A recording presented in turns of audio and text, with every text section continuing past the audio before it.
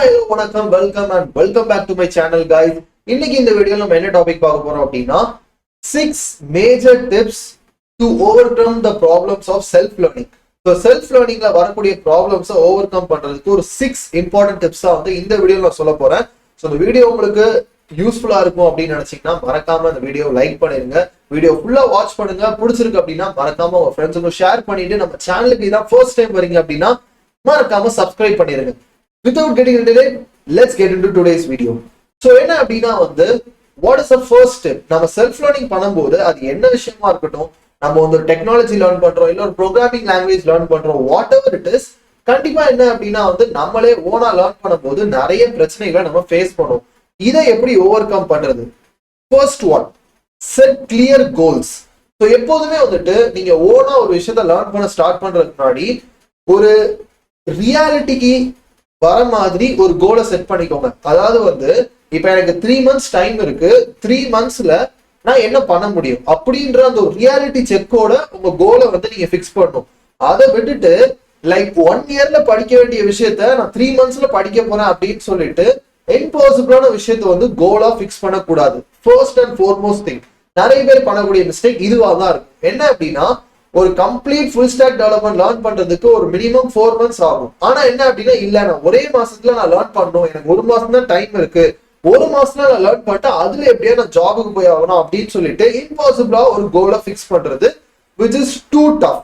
So அதனால என்ன அப்படின்னா எப்போதுமே நம்மளோட கோலை வந்து நம்ம கரெக்டா பிக்ஸ் பண்ணணும். நான் ரியாக்ட் ஜேஸ் லேர்ன் பண்ண போறேன், இதை லேர்ன் பண்றதுக்கு எனக்கு 1 month 2 months ஆக போகுது, இதான் என்னோட கோல். ஃபர்ஸ்ட் இந்த கோலை பிக்ஸ் பண்ணிடணும். இல்ல நான் ரியாக்ட 1 weekல லேர்ன் பண்ண போறேன் அப்படின்றது வந்து it's little bit too much. So அதனால என்ன அப்படின்னா எப்போதுமே கோலை பிக்ஸ் பண்ணும்போது இதுதான் நம்ம பண்ண போறோம் அப்படின்றத கரெக்டா பாயிண்ட் பிக்ஸ் பண்ணணும். Second, creating a well structured plan. So இந்த கோலை அச்சீவ் பண்றதுக்கு நம்ம டைம் லைன், ஸோ இப்போ என்னோட வந்து கோல் என்ன அப்படின்னா to learn full stock development within 4 months அப்படின்னா அப்போ அந்த 4 monthsக்கு நான் ஒரு ஸ்ட்ரக்சர்ட் பிளான் கிரியேட் பண்ணும். ஸோ இதான் என்னோட எண்ட் கோல், அதை நான் பிக்ஸ் பண்ணிட்டேன். 4 months டைம் டியூரேஷன் நான் எனக்கு கொடுத்துக்கிட்டேன். இப்போ இந்த 4 months நான் எப்படி ஸ்பிளிட் அப் பண்றது, எப்படி வந்து நான் கம்ப்ளீட்டா பிளான் பண்ணி ஃபுல் ஸ்டாக் டெவலப்மெண்ட்டுக்கு தேவையான எல்லா டெக்ஸையும் லேர்ன் பண்றது அப்படின்றத நம்ம வந்துட்டு ப்ரீ பிளான் பண்ணணும். எதனால அப்படின்னா நான் ஃபுல் ஸ்டாக் டெவலப்மெண்ட் லேர்ன் பண்ண போறேன், அது எப்படியாவது நான் படிச்சுக்குவேன் அப்படின்ற மாதிரி நம்ம இருக்கக்கூடாது.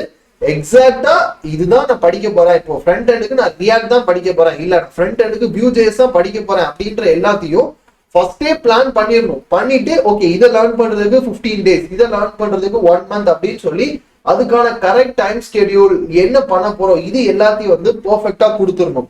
இல்ல அப்படின்னா எல்லாமே கரெக்டா பண்ணிருந்தோம், ஸ்டில் என்ன அப்படின்னா வந்து நம்ம கரெக்டா அந்த டைம்குள்ள ஃபினிஷ் பண்ண முடியாது, ஏதாவது டெக்னாலஜி என்ன அப்படின்னா மிஸ் அவுட் பண்ணிடுவோம். ஸோ அதனால ஃபர்ஸ்ட் என்ன அப்படின்னா நமக்கான கரெக்ட் பிளானை வந்து நம்ம செட் பண்ணிடணும். தேர்ட் அண்ட் இம்பார்ட்டன்ட் திங் என்ன அப்படின்னா to make sure saying consistent. எதனால அப்படின்னா வந்து கன்சிஸ்டன்டா நம்ம பிராக்டிஸ் பண்ணல அப்படின்னா கண்டிப்பா என்ன அப்படின்னா அந்த ஜேர்னில இருந்து மிஸ் அவுட் ஆயிடும். பிகாஸ் செல்ஃப் லேர்னிங்ல ஒரு பெரிய பிரச்சனையா இருக்கிறது என்னவா இருக்கும் அப்படின்னா ஸ்டேயிங் கன்சிஸ்டன்ட்.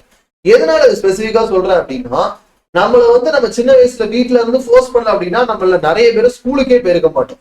ஸோ அதனால என்ன அப்படின்னா எப்போதுமே நம்ம ஒரு புஷ் எதிர்பார்த்தே நம்ம வந்து ஸ்கூல் காலேஜ் எல்லாமே போனதுனால செல்ஃப் லேர்னிங் அப்படின்ற ஒரு விஷயம் வரும்போது ரொம்பவே டஃபா இருக்கும்.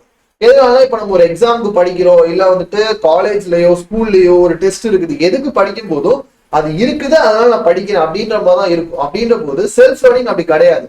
நான் இந்த கோலை அச்சீவ் பண்ணும், நீங்க தான் உங்களுக்கு அந்த கோலை பிக்ஸ் பண்ணிக்கிறீங்க, நீங்க தான் அதுக்கான டைமே கொடுத்துக்கிறீங்க. அப்படின்ற போது மோஸ்ட் ஆஃப் த டைம்ஸ் நம்ம மைண்ட் என்ன யோசிக்கும் அப்படின்னா 4 months பரவாயில்ல, நம்ம ஒரு 5 monthsல படிச்சுக்கலாம், பரவாயில்ல 6 months இருக்கட்டும், ரவுண்டா 6 months இருக்கட்டும் அப்படின்னு நம்ம தோண ஆரம்பிக்கும்.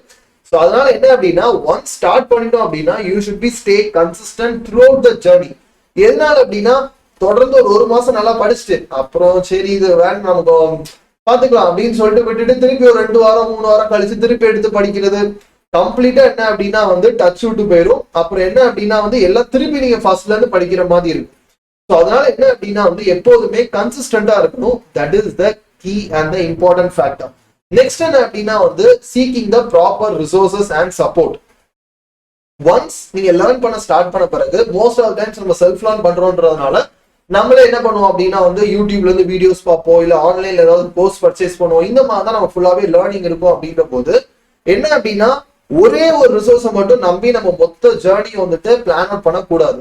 ஒரு மெயின் சோர்ஸ் ஒன்று வச்சுக்கணும். ஃபார் எக்ஸாம்பிள், இப்போ நான் வந்து டெக்கியோட complete full stack book camp எடுத்து நான் லேர்ன் பண்ண போறேன். ஓகே, இது என்னோட மெயின் சோர்ஸ். பட் வேற அதர் சோர்சஸ் என்ன இருக்குது? ஸோ யூடியூப்ல நான் வேற சேனல்ஸ் பார்த்து ரெஃபர் பண்றேன், இல்ல வேற பிளாக்ஸ் கண்டென்ட்ஸை பார்த்து நான் ரெஃபர் பண்றேன் அப்படின்னு சொல்லிட்டு அடிஷனலா ஒரு 2-3 சேனல்ஸ் உங்களுக்கு ஓப்பனா வச்சுக்கணும். எதனால அப்படின்னா ஒவ்வொரு டெவலப்பரும் வந்துட்டு அவங்களோட டீச்சிங் டிஃப்ரெண்டா இருக்கும், அவங்களோட கோடிங் கோடிங் பிராக்டிசஸ் எல்லாமே ரொம்ப டிஃப்ரெண்டா இருக்கும். அப்படின்ற போது உங்களுக்கு டீச் பண்றவங்க ஒரு மெத்தட்ல டீச் பண்ணலாம், பட் அது உங்களுக்கு டஃபா இருக்கலாம். ஸோ அதனால என்ன அப்படின்னா எப்போதுமே லேர்னிங் ரிசோர்ஸஸை கொஞ்சம் வைட் ஓப்பனா வச்சுக்கணும். ஸோ தட் என்ன அப்படின்னா ஈஸியரா ஓகே இந்த கோட நம்ம இப்படி எழுதலாம் அப்படின்ற அந்த அதர் ஆப்பர்ச்சுனிட்டிஸ், அதர் சான்சஸும் உங்களுக்கு கிடைக்க நிறைய வாய்ப்புகள் இருக்குது. ஸோ அதனால என்ன அப்படின்னா எப்போதுமே செல்ஃப் லேர்னிங் பண்ணும்போது try to gather as many resources. அதுக்காக என்ன அப்படின்னா வந்து சும்மா இந்த வீடியோ எடுத்துக்கலாம், இந்த வீடியோ எடுத்துக்கலாம் அப்படின்னு சொல்லி எல்லாத்தையும் எடுத்து வச்சுட்டு அதை பார்த்து படிக்காமயும் இருக்கக்கூடாது. ஸோ அதுவும் வந்து ரொம்ப important. So these are some of the major things. என்ன அப்படின்னா வந்து டிஃப்ரெண்ட் ரிசோர்சஸ்ல இருந்து எடுத்து அதை பார்த்து நம்ம என்ன அப்படின்னா லேர்ன் பண்றது. நெக்ஸ்ட் என்ன அப்படின்னா வந்து எம்ப்ரேசிங் தி சேலஞ்ச். ஸோ என்ன அப்படின்னா இந்த பர்டிகுலர் லேர்னிங் ஆப்பர்ச்சுனிட்டிஸை நம்ம வந்து பார்த்துட்டு வரும்போது நிறைய மிஸ்டேக்ஸ், நிறைய வந்துட்டு தப்பு பண்ணுவோம், கண்டிப்பா பண்ணுவோம். எதனால அப்படின்னா நம்ம ஓனா லேர்ன் பண்றோம். அப்படின்ற போது மோஸ்ட் ஆஃப் த டைம்ஸ் என்ன அப்படின்னா ஒரு யூடியூப் வீடியோ பார்த்து பண்ணுவோம், அங்க அந்த வீடியோல எல்லாமே கரெக்டா வரும், நம்ம பண்ணும்போது வராது. இது என்கிட்டே நிறைய பேர் வந்து வீடியோஸ் பார்த்துட்டு ட்ரை பண்ணும்போது சொல்லியிருக்கீங்க. மோஸ்ட் ஆஃப் டைம்ஸ் அதுக்கு பிரச்சனை என்னவா இருக்கும் அப்படின்னா அந்த வீடியோ போஸ்ட் பண்ண டைம்ல அதுல யூஸ் பண்ண டெக்னாலஜியோட வெர்ஷன் வேறையா இருந்திருக்கும்.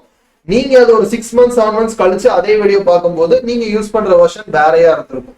ஸோ அதனால மேபி அந்த வீடியோல ஒர்க் ஆயிருக்கும், உங்களுக்கு ஒர்க் ஆயிருக்காது. ஸோ இதெல்லாம் என்ன அப்படின்னா வந்து ஒரு சேலஞ்சா, ஓகே ஃபைன் இது நம்ம வந்து தப்பு பண்றோம், இதை வந்துட்டு ஒரு சேலஞ்சா எடுத்துக்கிட்டு நீங்க அதை ஃபேஸ் பண்ணணும்.